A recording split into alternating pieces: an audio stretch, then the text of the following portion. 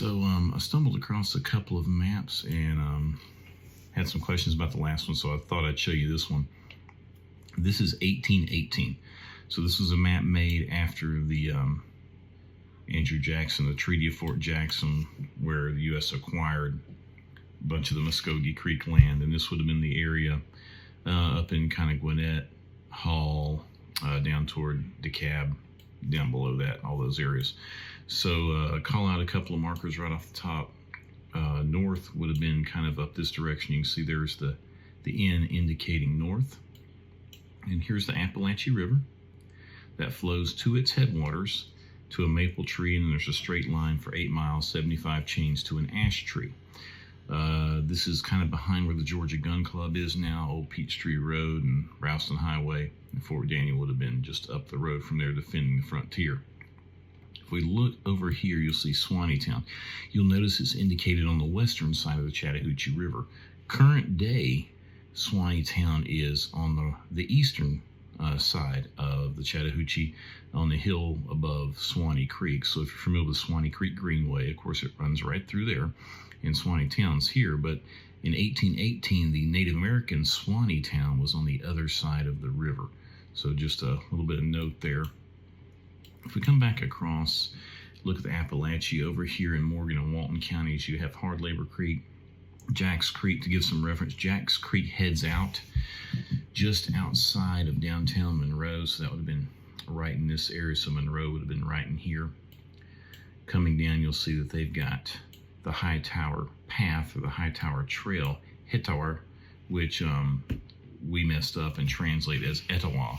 So the Etowah River, because the trail took you from, oh, let's see, shoot. Let me go back over here. Well, let me get the right map back up.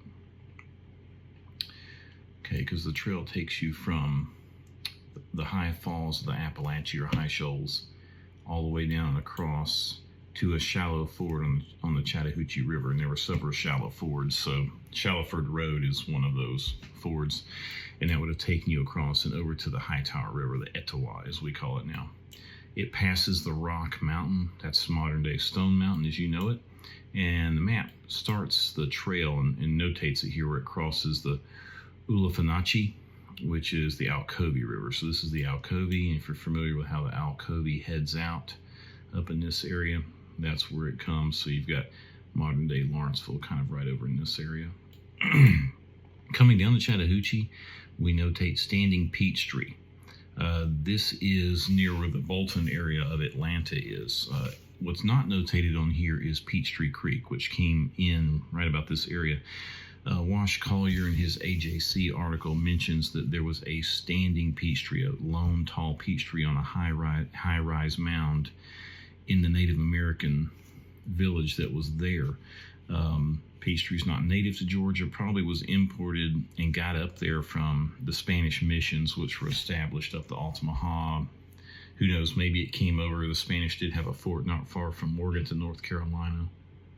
Maybe that came over from that side, who knows.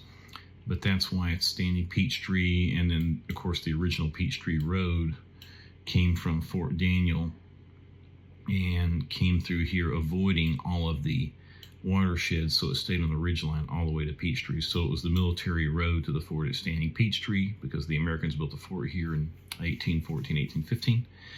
And then just it got shortened over time to Peachtree Road. So that's where Peachtree Road comes from.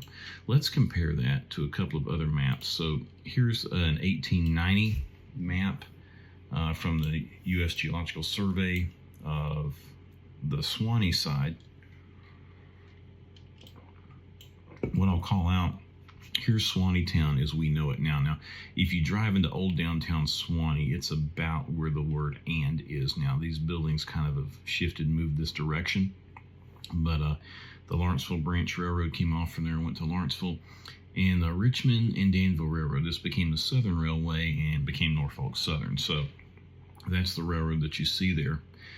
And there are a number of ferries that cross the Chattahoochee. So you had Warsaw, Abbott's, Little's Ferry, Hutchins, Terry's, Strickland, and we'll kind of keep going up through here. But anyways, there's where Swanee-town is at. We go back up. There's Perkles Ferry. There's Shadburn Ferry Road.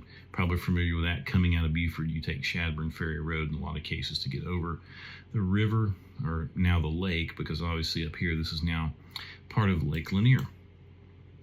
So that's a little bit of how it looked on that end. Let's go a little bit further up to the Gainesville side.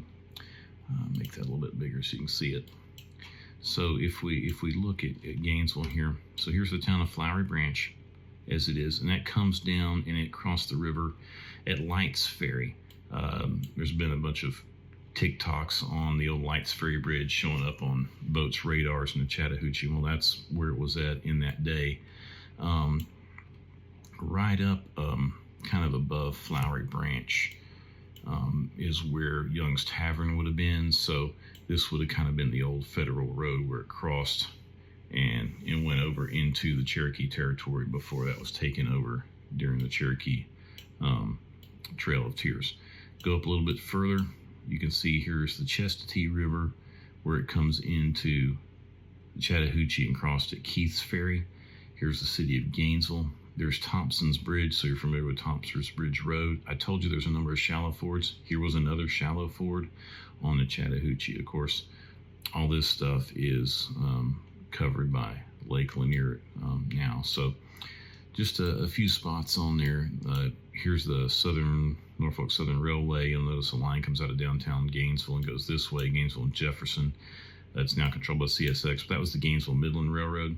Split off at Belmont. You actually had a couple of routes that came out. One of them went down through Houston, and they went through Sells Bottoms, and then crossed over here at Mulberry. And the 1864 Battle of Mulberry, which was really more of an ambush and a skirmish, that area is kind of still right in there, just below. This would be County Line Road that went down in this area. And then you can see that the other half of the Gainesville Midland went to Jefferson. This is before the rest of it was completed on down. If we followed this would take us through Mulberry down into Winder, because one branch of the Gainesville Midland did go down into Winder at one time. Some other things, there's Dry Pond. So if you're familiar with the Dry Pond exit off of I-85, that's where it takes you. There's Maysville. Here's Hurricane Shoals, that park that's up in Jackson County. There's Gillsville. So a lot of neat places, but just kind of comparing a few places on the maps. If you got any questions, feel free to reach out and ask, and hope you enjoyed it.